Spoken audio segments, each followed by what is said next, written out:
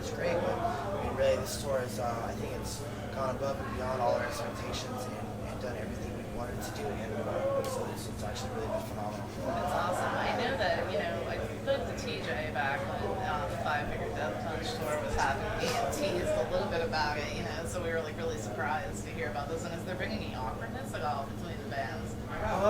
No, honestly, there really hasn't. Every band, well, it's crazy because I mean, I've known Ronnie obviously for over 10 years. We went to high school together. I've known his drummer since 2007. And when Ronnie was in the band, we did a tour called the Epitaph Tour, and Ronnie's drummer played in a band called Iron Ghost, so we're already friends. And then one of the singers from his band survived this. It's opening on the tour. His name's Sean. He grew up in Vegas with me and Ronnie. Oh my God. So it's like there's so many different connections on this tour, and all the guys from Chelsea Grin are super dope and shit like that. So I mean, everyone's like every band hangs out, which is really rare to find on a tour. Absolutely. So I know that it almost seems like, you and Ronnie were almost the first to quote unquote bury the hatchet, and then it kind of spread out to him working with Craig again or talking to Craig again. Yeah. So how have the fans' reaction been to this? It's been really cool. Like, from day one, it was always, Max and Ronnie from Escape the Fate and and then then Ronnie took his departure. It was Max and Craig from Escape the Fate. I've always been the loudest and most out there and in the bands. I'm always I love attention. And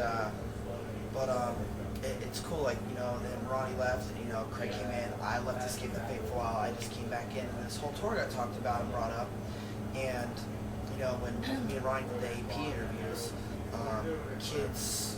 I mean, it was such a big deal that AP made it a 3-part interview, and all the kids were just so happy because it's years later. I mean, I have kids come up to me and go, "Oh my gosh, I listened to you when I was in middle school, and now I'm graduating high school or whatever else." And basically, you're my high school soundtrack, and to know that you and Ronnie are friends again, even before this whole tour thing started, that's amazing.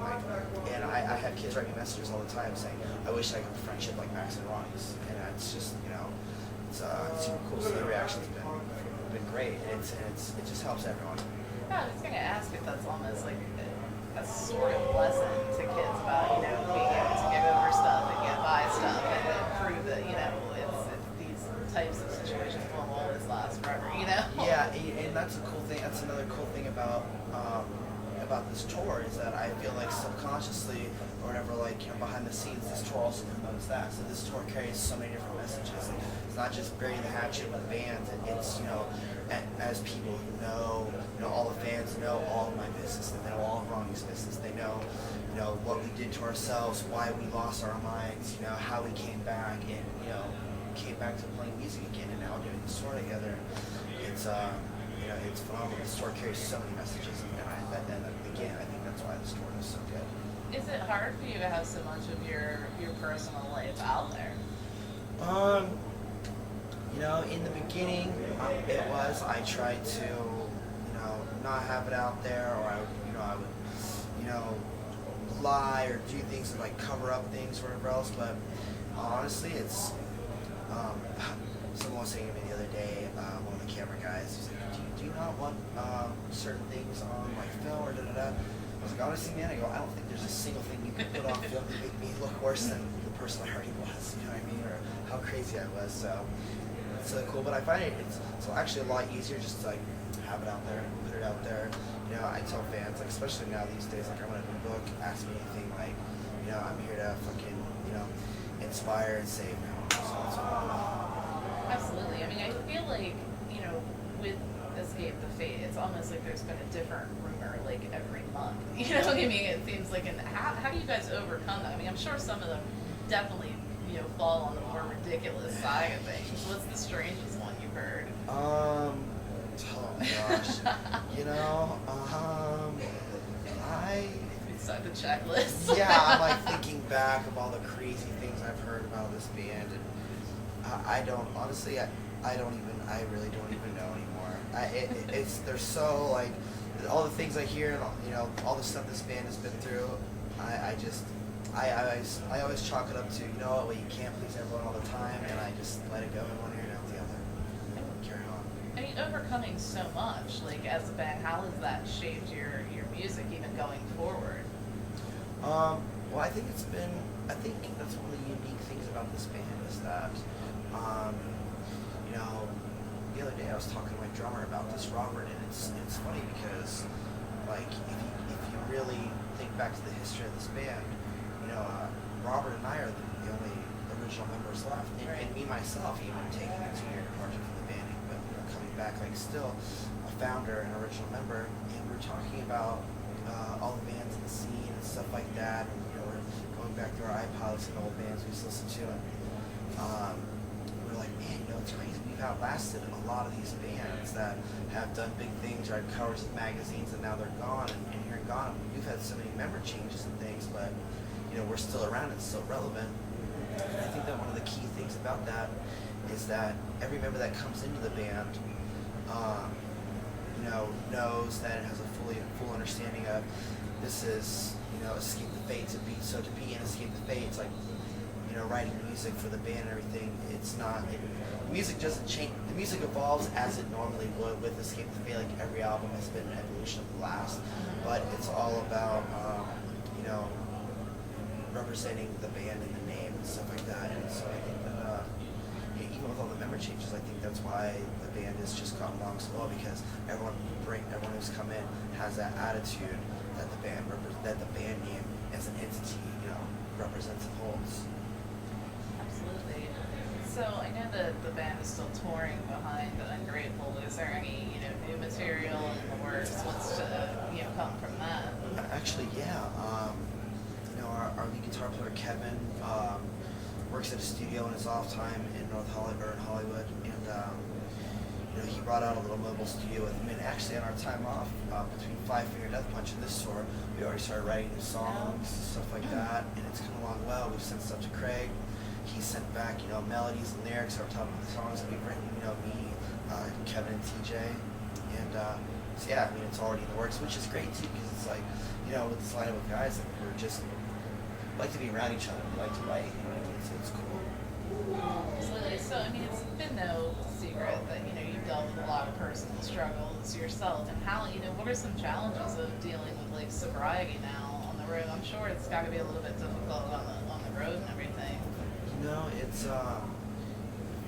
It's crazy. My first tour back, the Five Finger Death Punch tour, I was very nervous about it. I, had met with my sponsor before I had left, talked to him about some things, and, got a bunch of numbers of good people on my network to call and stuff, and it was so crazy because I don't think I've ever been on a tour. I've been on a tour before with someone who was like straight edge, was a party, but it's like they never have before, so they don't know what, they don't know what it means to party or whatever, or have drinks or do drugs or whatever.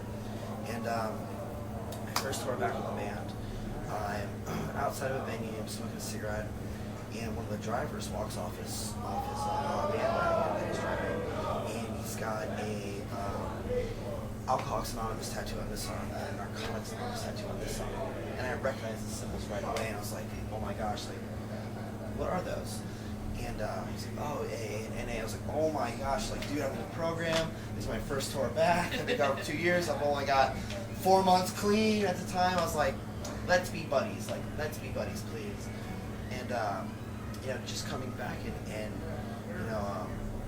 coming back to a tour and that happening, like my first tour back, really helped me out a lot.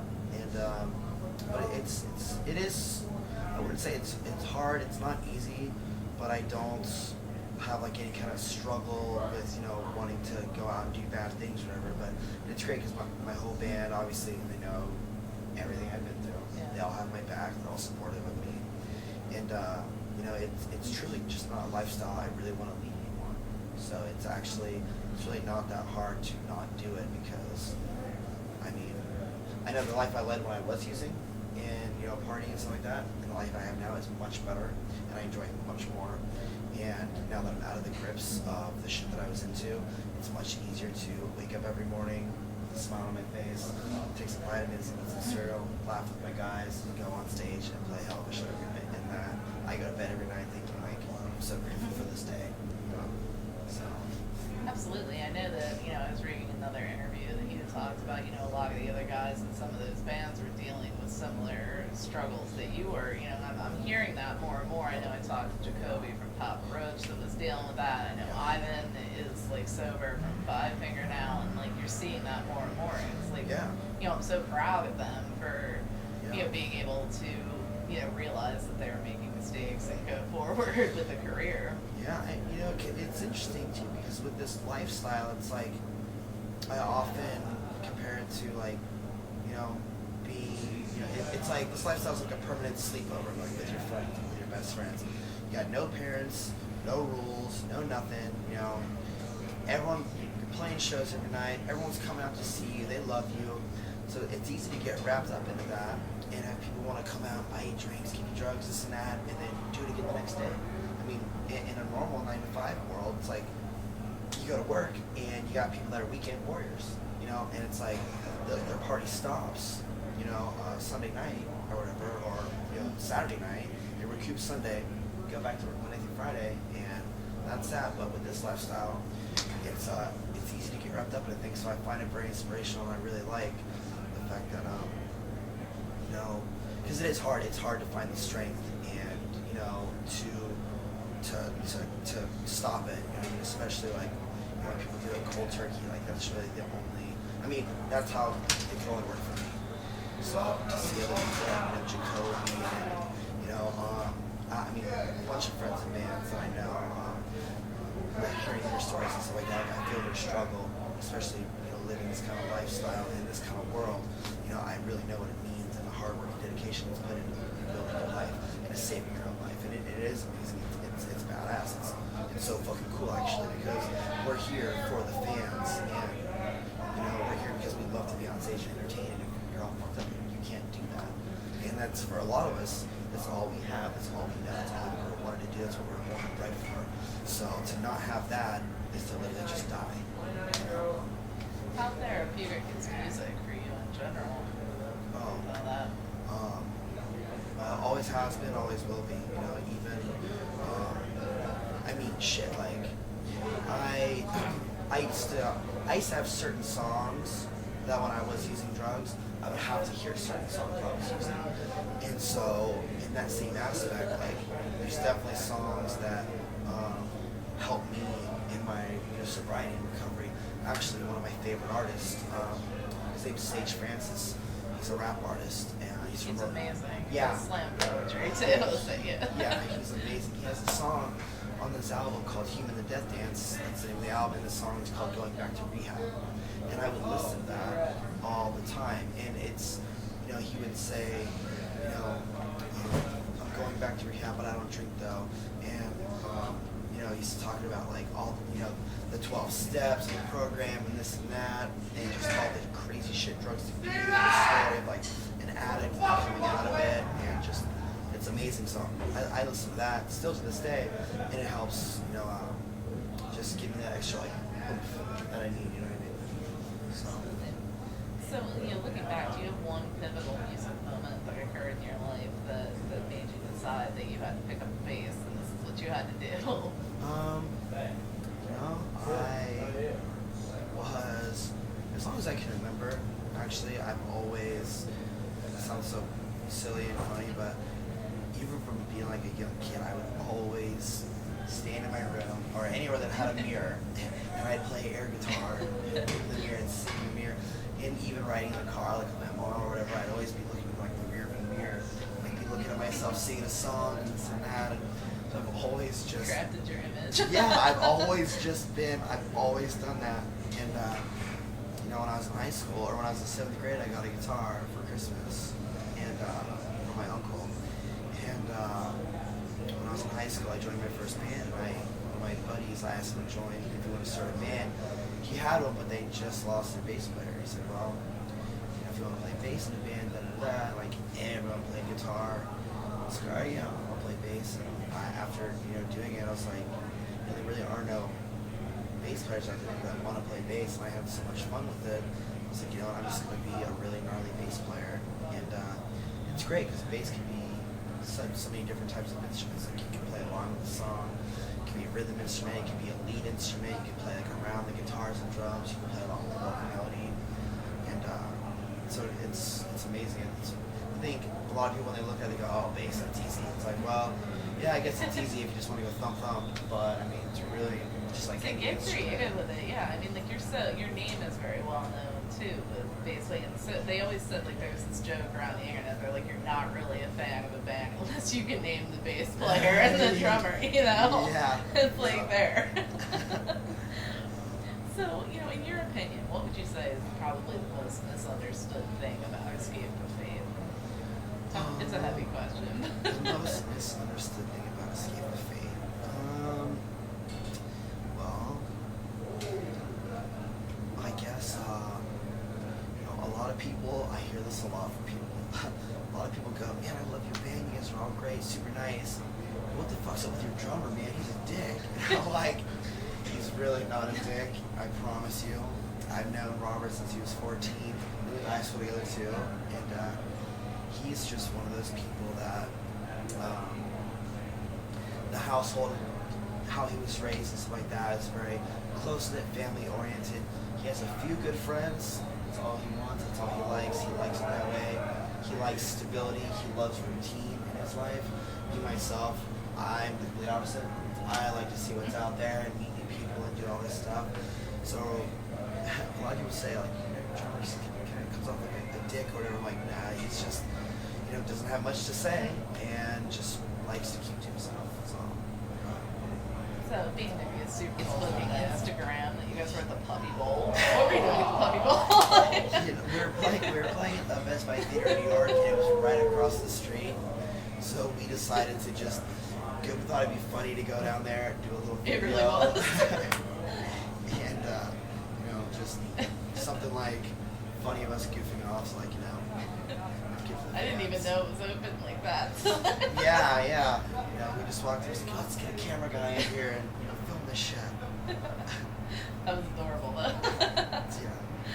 Well, thank you so much for taking a few minutes to speak with me. I appreciate it. So we'll get to some of the goals for the rest of this year. What can we look forward to after this tour? After this tour, you know, we're talking about trying to get on some other big shows, some other big tours, a lot of like, you know, bigger acts, radio rock acts, stuff like that.